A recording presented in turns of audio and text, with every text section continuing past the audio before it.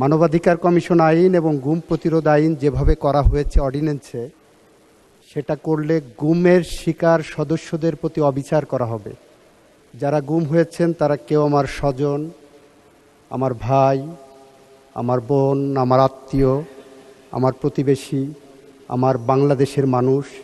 গুমের সাথে জড়িত যারা অপরাধী ছিলেন তারা কেউ আইনের ফাঁক দিয়ে বের হতে পারবে।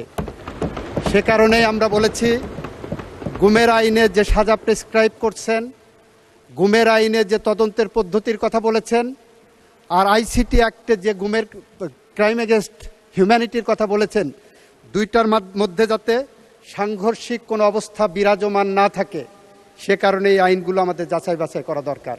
গুম আইনে আবার মানবাধিকার কমিশন আইনের তদন্ত সংস্থাকে রেফার করা হয়েছে। এই সবগুলো আমাদের যাচাই বাছাই করতে হবে এবং আমি আশা করব যাচাই বাছাইয়ের যে প্রক্রিয়া হবে সেই প্রক্রিয়ায় ব্যারিস্টার আরমান সহ এই সেক্টরে যারা ভুক্তভোগী হয়েছেন তারা সদস্য হিসেবে থাকবেন এবং তাদের মতামত দেবেন। আপনাকে ধন্যবাদ মাননীয় স্পিকার। 200-র বেশি সার্ভিস ও ফিচারে লেনদেনের সব বিকাশ অ্যাপে সম্ভব।